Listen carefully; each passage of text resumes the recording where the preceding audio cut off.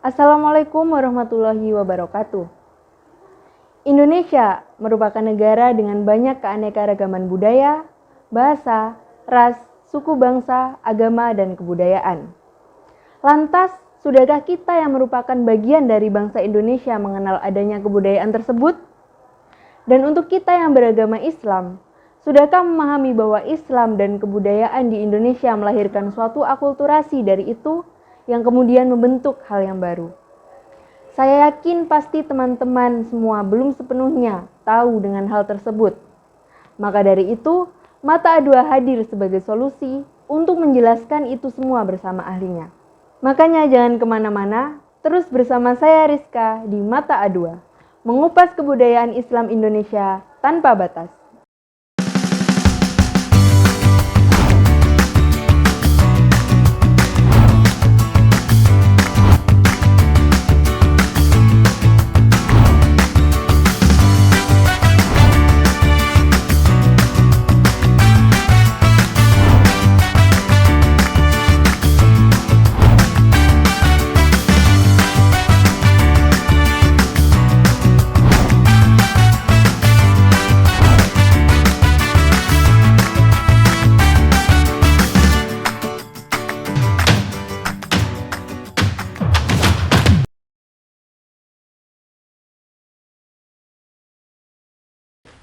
Baik, kali ini saya sudah ditemani oleh narasumber yang sepertinya sudah nggak sabar buat ditanya ini soal kebudayaan Islam di Jawa. Sebelumnya boleh dong kita kenalan dulu sama penonton biar lebih kenal dan siapa tahu bisa makin akrab. Oke, kenalin aku Nadia Safana Taufani, biasa dipanggil dengan Safana. Jadi di sini aku nggak sendirian, aku bareng sama teman-teman aku. Oke, perkenalkan nama saya Noval Asmi, biasa dipanggil dengan Noval. Oke, selanjutnya perkenalkan saya Nur Alifa Saharani Romadhoni, biasa dipanggil Alma. Halo Kak Safana, halo Kak Nopal, halo Kak Alma. Terima kasih udah ngeluangin waktu buat main di studio Mata A2. Oke, kali ini kita akan membahas mengenai Islam budaya lokal di Jawa. Nah, menurut Kak Safana, Kak Nopal, dan Kak Alma ini, Islam pertama kali masuk di Jawa ini seperti apa ya? Mungkin bisa dijelasin juga perkembangannya di sana. Oke, aku bisa jawab duluan ya. Jadi Islam sendiri masuk ke Jawa pada abad ke-7 Masehi dan semakin berkembang pesat pada abad ke-15 Masehi. Dan di abad ke-15 Masehi sampai ke-18 Masehi ini, seluruh wilayah Jawa sudah mulai terpengaruh oleh Islam. Dan agama Islam pertama kali berkembang di pesisir Pulau Jawa di kota-kota seperti Gresik, Demak, Surabaya, dan lain-lainnya. Khususnya di kota Gresik dan Demak. Dari kota-kota ini, Islam semakin menyebar ke berbagai pulau seperti Maluku, Sulawesi, Sumatera, dan lain-lainnya. Gitu, Kak. Wah, seperti itu ya. Lalu untuk pakaian adat di daerah Jawa ini seperti apa? Untuk pakaian adat di daerah Jawa itu didominasi dengan motif batik, khususnya batik Jawa. Dan untuk mengolahnya sebagai pakaian adat itu dibagi menjadi dua untuk pria dan juga wanita. Khususnya untuk pria itu ada surjan, ada juga Jawa jengkap, dan juga ada baskap, beskap. Terus untuk yang pakaian adat wanita itu seperti kebaya yang selayaknya motif, dan juga seperti ada juga kemben, dan juga ada dodot juga. Terus untuk pakaian pengantin juga dibagi seperti, dan untuk pakaian pengantin Jawa itu ada seperti kanggaran dan juga basahan.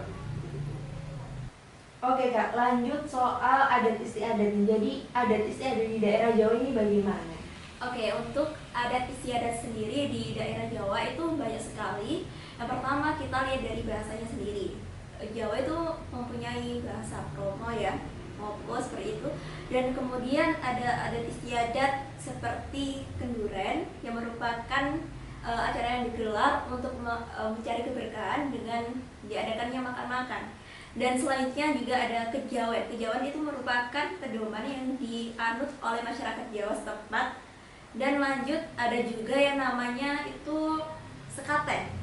Nah, sekaten itu adalah acara yang digelar untuk memperingati Maulid Nabi. Nah, selain sekaten juga ada yang namanya grebek suro, Kak. Nah, grebek suro itu sendiri tuh dilakukan atau diadakan di bulan Suro, yang kalau bahasa Indonesianya Suro itu adalah Muharram. Jadi biasanya dilakukan di Ponorogo tanggal 1 Muharram seperti itu. Oke, nah sekarang kita lanjut ke bagian analisis corak budaya Islam Jawa. Kalau kita mengacu pada teori manifestasi kebudayaan yang merupakan karya dari Git Hofstede, kalau menurut narasumber nih, dari corak budaya Islam Jawa nih simbol-simbolnya apa aja? Oke, yang pertama ada masjid. Jadi di sini ada Masjid Demak yang merupakan masjid tertua di Pulau Jawa. Selanjutnya ada wayang. Oke, yang selanjutnya ada wayang. Jadi wayang ini selain menjadi pusat idola kebudayaan Jawa, juga menjadi gambaran pertentangan antara kebajikan dan kebaikan. Tapi pertentangan ini bukan menjadi suatu hal untuk perpecahan, justru sebagai hal untuk saling melengkapi. Jadi selanjutnya ada gamelan. Jadi gamelan ini adalah alat musik dari Jawa yang merupakan sebagai bentuk simbol musikal. Oke, selanjutnya ada gamelan. Jadi gamelan ini sebagai simbol musikal dari kebudayaan Jawa ya. Jadi gamelan ini adalah sebagai bentuk representasi dari budaya Jawa gitu. Nah, setelah diketahui simbol dari corak budaya Islam Jawa nih, lantas siapa saja tokoh yang ada di balik itu semua atau tokoh yang bersangkutan? Oke, tokoh yang bersangkutan pada penyebaran Islam di Pulau Jawa ini berjumlah 9 orang, dan itu biasa disebut dengan Wali Songo dalam pembahasan Jawa gitu. Wali yang berartikan perwakilan, dan Songo itu yang berartikan angka 9 atau berjumlah 9. Jadi yang sangat berkontribusi lebih saat itu, yakni biasa disebut dengan Wali Songo, itu berjumlah 9 orang yang memiliki andil besar dalam menyebarkan agama Islam di Pulau Jawa gitu. Namun tidak menurut kemungkinan juga saat itu pula ada beberapa sosok-sosok yang merupakan entah itu murid dari Wali Songo sendiri atau dari pihak luar yang ikut berandil besar dalam menyebarkan di pelosok Jawa, yang namun namanya tidak diabadikan dalam Wali Songo itu. Wah, pasti teman-teman di rumah ada yang baru dengar sama tokoh yang udah disebutin sama Kak Nopal tadi. Sekarang mungkin kita akan bahas ritual atau upacara keagamaan yang ada di Jawa. Jadi apa aja nih Kak? Oke, untuk acara ritual keagamaan di masyarakat Jawa yang berkembang di masyarakat Jawa mulai zaman dahulu hingga saat ini itu yang masih populer yakni acara selamatan. Mengapa demikian? Karena acara selamatan ini bentuk rasa syukur masyarakat Jawa saat ketika mereka mengadakan sebuah acara perkawinan atau ada momen kelahiran dan kematian. Dan dengan acara selamatan itu mereka juga berharap acara ini terselenggara dengan baik dan mendapatkan limpahan rahmat dari Allah SWT. Oke, ini yang terakhir. Terdapat nilai di balik simbol dan ritual keagamaan yang ada di Jawa. Ini kira-kira seperti apa ya? Waduh, banyak sekali ya Kak. Yang pertama itu ada nilai ketuhanan. Dari situ, dari ritual yang sudah digelar, kita bisa mengingat bahwa kita itu punya Sang Cipta. Yang kedua ada nilai kemanusiaan. Nah, dari acara yang sudah digelar, kita kan berkumpul ya dengan manusia-manusia, itu kita bisa menjalin silaturahmi. Dan yang ketiga ada nilai rohani. Dari ritual kita kan melaksanakan hal tersebut itu dengan niat untuk mendapat ridho dari Allah seperti itu. Nah, kemudian ada pesan moral yang juga nggak sedikit yang disampaikan dari ritual atau sastra Jawa yang sangat mendidik untuk memberikan pembelajaran untuk manusia seperti itu.